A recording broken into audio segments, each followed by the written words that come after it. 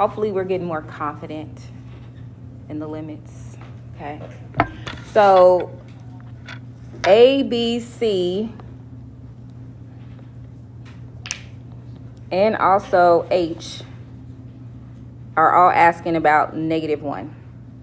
So the first thing we need to do is identify what's happening at -1. So this is -1. What's happening at -1? I hear a jump. I hear removable. Which one is it? It's a removable. If in order for it to be a jump, then there needs to be a line kind of coming off both of these points. See how this is just a little bitty dot all by himself? He doesn't have a graph connected to him. So it's just a hole. It's like the point was removed. That's why we call it a removable. So a removable has a limit. The left side, the right side, and at that point, they have a limit. And the limit would be what? What's your answer going to be for A, B, and C? 2. So 2, 2, 2. But the answer to H, what's the answer to H? 1, because that's where our close point is. All right, so now let's look at -4. So -4, that's D and F. Okay, so when I look at the -4, here I am. What's happening there?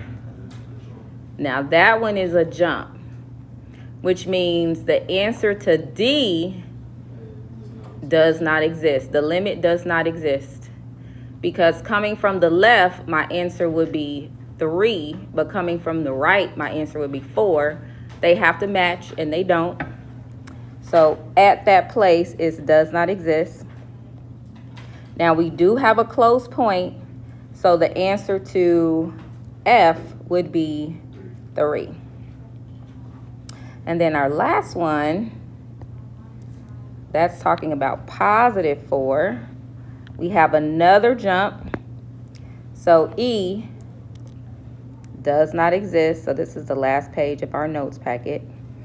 But for question G, where's our close point? -2. Good job.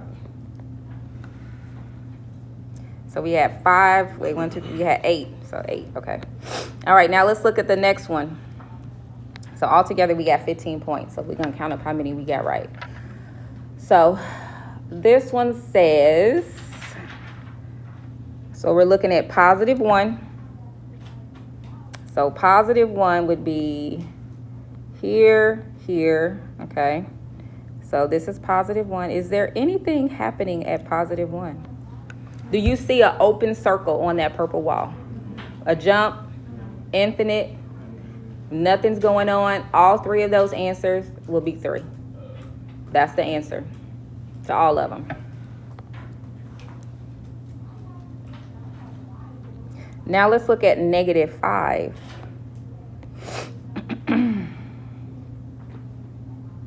Now we do have a jump, so that would be D and E. I need to look at your skills check for Friday. And then we have a close point, and that would be 2. And for the +5, we have another jump. So E would be D and E, and F would be 0. So altogether, there are 15 questions.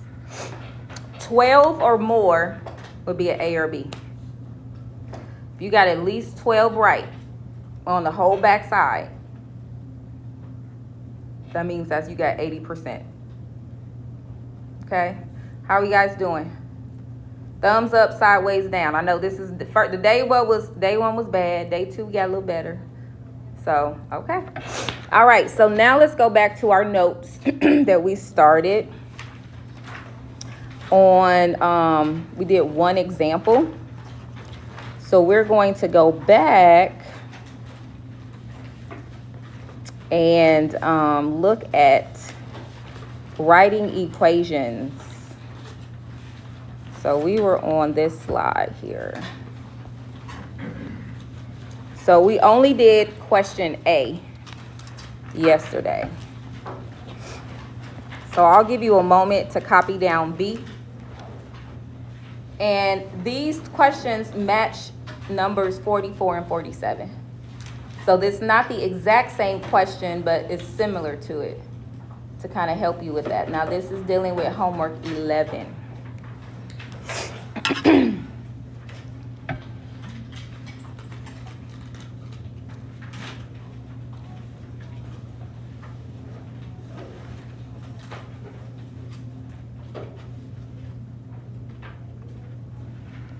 So when you write an equation, you can write it in factor form, you can write it in standard form. Factor form simply means you have parentheses that are not multiplied together. Factor form is the easiest to do. So my factored form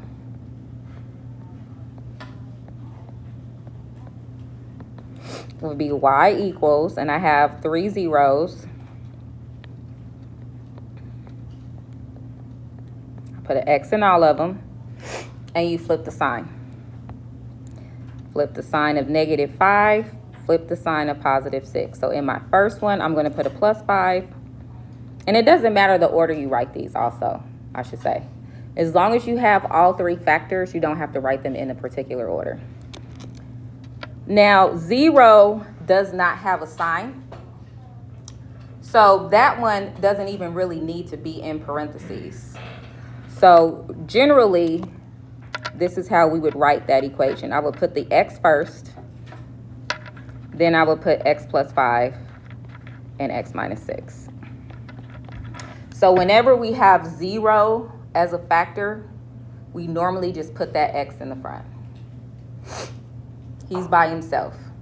Adding 0, subtracting 0, that's still just plain old X. So this would be my factor form. So if I asked you for the equation in factor form, this is what you would give me. So now let's talk about standard form. In standard form, we have to multiply. And it doesn't matter the order we multiply. I think this would be easier to do first, because to multiply the X times X minus 5, that's simply distributing. So for standard form,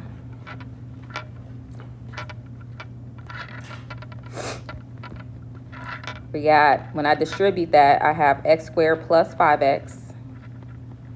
Okay, so I multiply 2 factors together.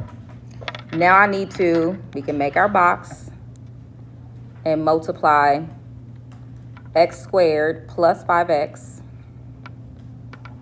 times X minus 6. Go ahead and fill in all 4 squares.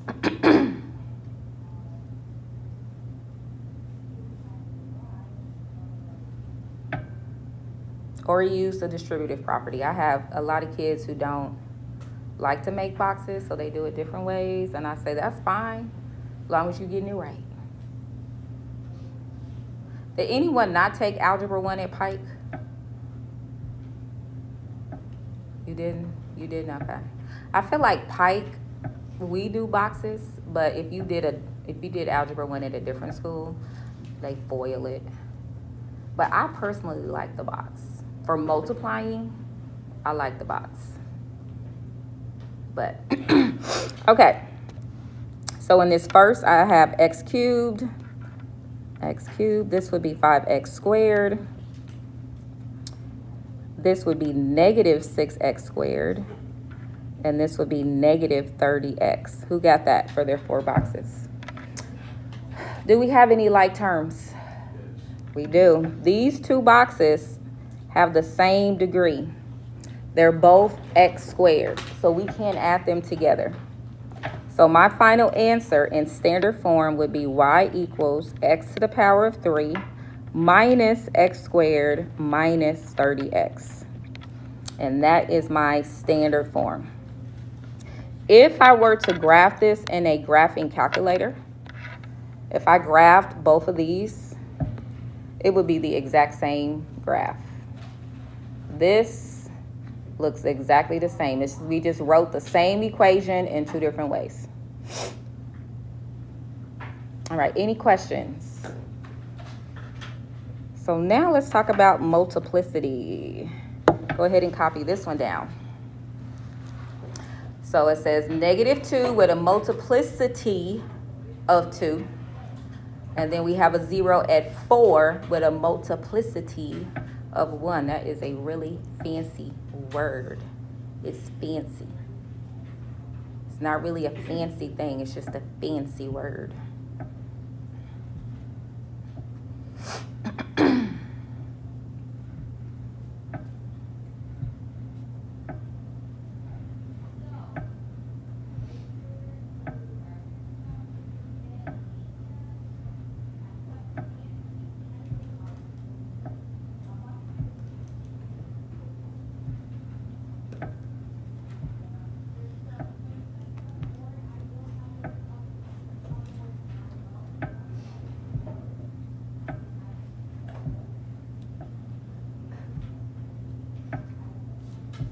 So multiplicity is a very fancy word, but it just means exponent or degree. That's all it means. So when I write my equation in factor form,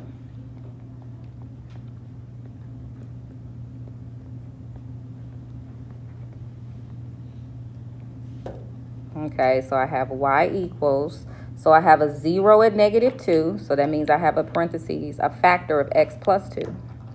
I also have a 0 at positive 4, so I have a factor at x what? Minus 4. Because it says the negative 2 has a multiplicity of 2, all that means is that I need to put a square on this factor. So that x plus 2 is squared. That's what that means. And the 4, though, that has a multiplicity of 1. So we can put the 1 or we can leave it invisible. So that's the factor form. So now let's talk about standard form. You know, so many of you all, I just don't even know how to say this any differently. But when you have to square something, we are not doing it correctly. We're just distributing this and saying it's x squared plus 4, but it's not. Okay, what this really means is I have x plus 2 twice and x minus 4 once. So we need to multiply it out. So you can start off by making a box. We're going to need to do 2 boxes. So make your box, multiply x plus 2 times x plus 2.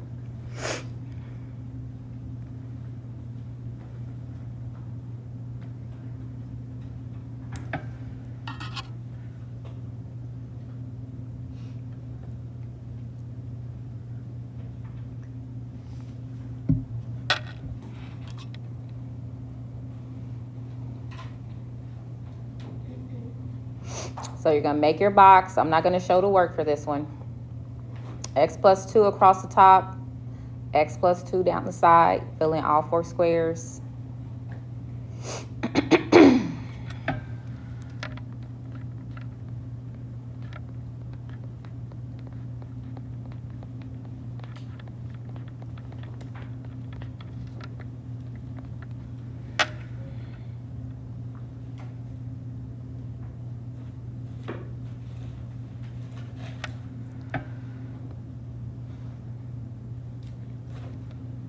So check and make sure that you get the x squared plus 4x plus 4 when you multiply it.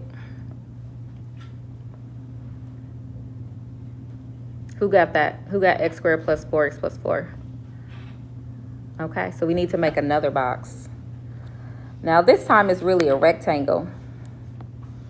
I'm going to make a 3 by 2 box because now I have 6 squares. I'm going to put x squared plus 4x plus 4 across the top. And x minus 4 down the side. Go ahead and fill in all 6 squares.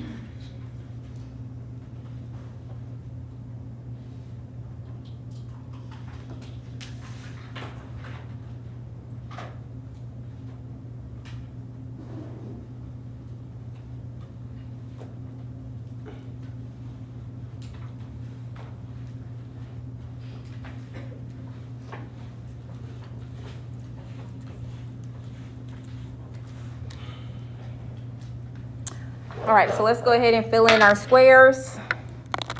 So if you should have x to the third here, and 4x squared here, and 4x here. And you should have negative 4x squared, minus 16x, and minus 16. So our like terms are at a diagonal. These are like terms, and so are these. So this is going to cancel because they're opposite. So that goes away. So what I'm left with for standard form is y equals, so I have x to the power of 3 minus 12x minus 16. Anybody have that answer? So this is my answer in standard form. And then in factor form, you could write it like this, or if you wanted to, you could also write it like that. Any questions?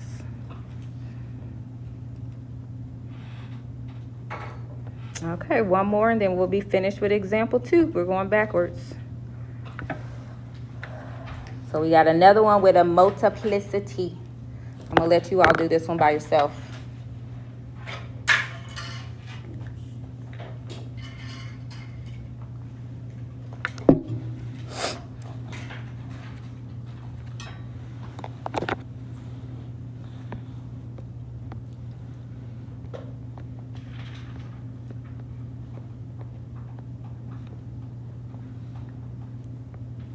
And this is example D, D, not C, by the way. Not that that matters, but.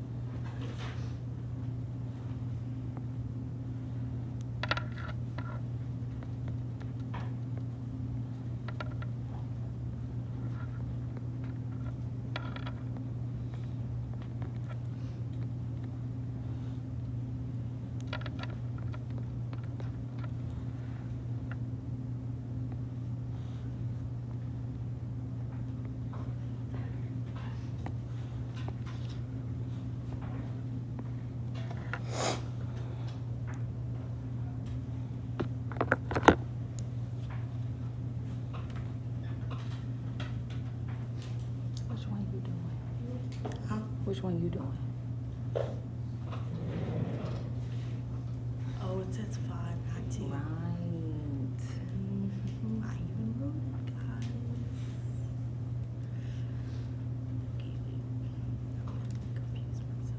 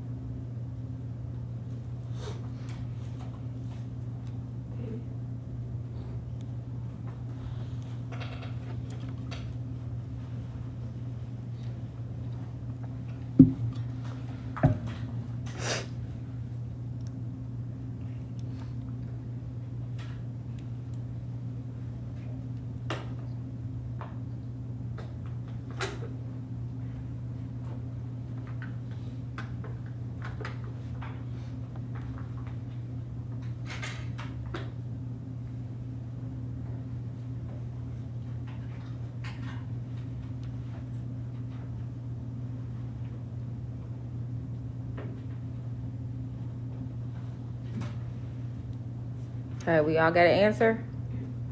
Okay, I'm going to show my answers. All right, so for factor form, I would take either one of these. So you can put x minus 5 squared, x plus 2, or if you wanted to write x minus 5 twice and x plus 2. These are the same. That would be acceptable. For standard form, I started off by multiplying these two. I didn't show my work, but when I did, I got this. Then I had to take this answer and multiply it by x plus 2. So when I did that, this was my box. Hopefully I didn't mess up in my box. But this was my answer. Who got that answer? You know, you my first pre-calc class of the day, so never really knew. So this will be on your skills check. Your skills check is going to be limits and a question like this. I'm going to give you the zeros. I'm going to ask you to write the equations in factor form, set form. Aaliyah? When you use degree to do this, I think we're only gonna have like 3 different parts. That's a really good question. So degree is the highest exponent. So this means the highest power will be 3 in standard form. And if you look at it, you see how 3 was my highest power. So that's all that's saying. Yeah. I thought it meant the other thing where we have to do like a x squared x and then like one without an exponent. I thought it was like that. That's why I asked. Oh, okay. Yeah. No, that's a good question. I I never know what I say class to class. So yes. Yes. You always do that. If you have a 0 at 5, that means your factor is x minus 5. And why is that? If you take the factor, you should be able, if you take your factor and set it equal to 0, you should be able to get this answer. So the only way I can get a positive 5 as my answer is if it's x minus 5. If my factor is x plus 5, that means my 0 would be at negative 5. And I don't want it at negative 5. I want it at positive 5. Okay, so go ahead and glue down. You should have this. Determining if a polynomial is a function. And this whole slide, you shouldn't have to write anything. I think, yeah, you should have the whole thing. So determining if it's a function, we are looking for 2 things: negative exponents and exponents that's a fraction.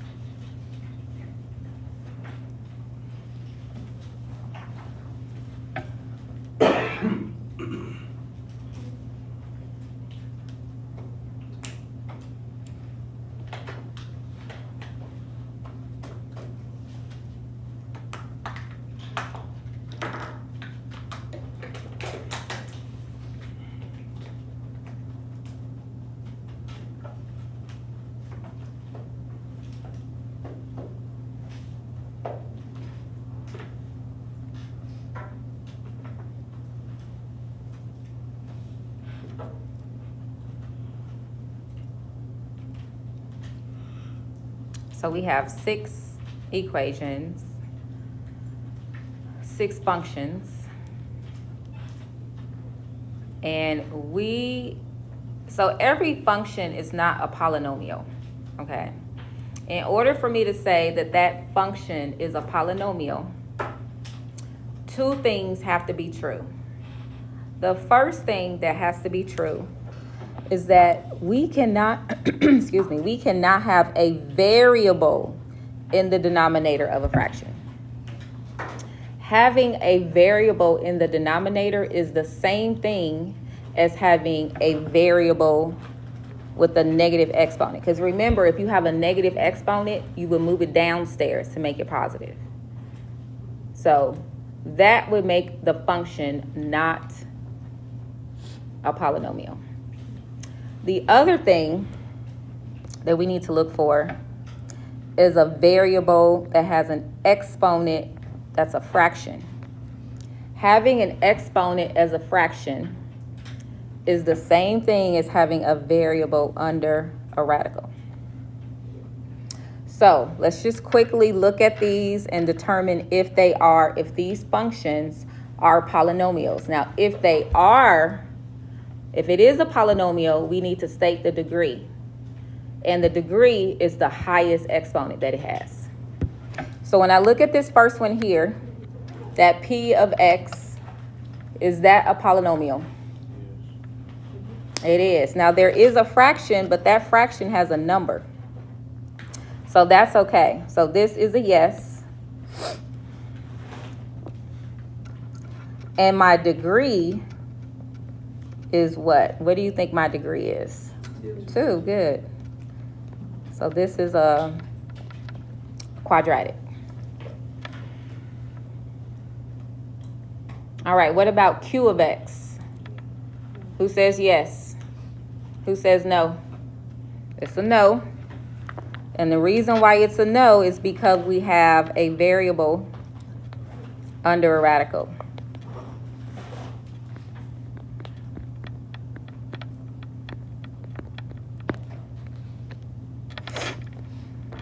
Okay, let's look at this one. This is a simple thing. It's just y equals 7, a horizontal line. Who says yes? Who says no? It is a yes. Now here's the tricky question. What is the degree? No. So the degree has to be attached to a variable. So there is an x there. And what power can you put on an x to make it become 1? 0. There is an invisible x to the power of 0. Because x to the power of 0 is 1. So this has a degree of 0.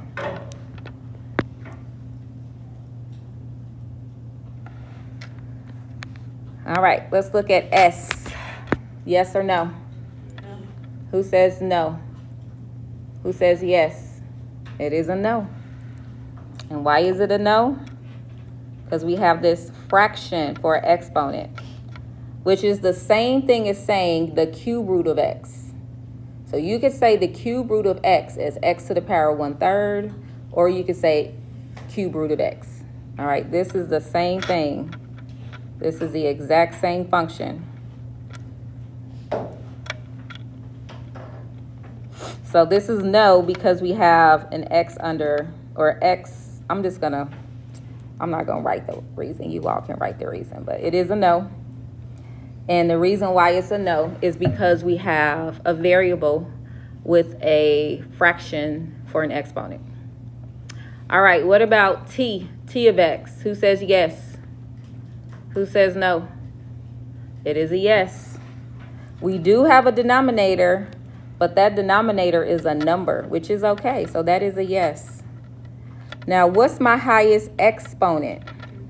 3. So that's a degree of 3. All right, lastly, u of x. Who says yes? Who says no? It is a no.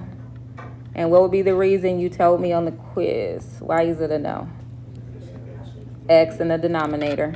Good job.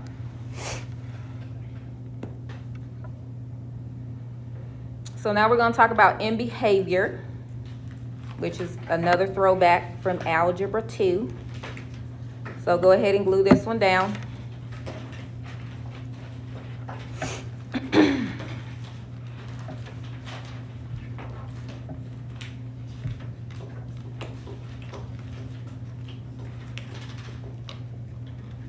So every polynomial has an end behavior. And there are 4 different types of end behavior.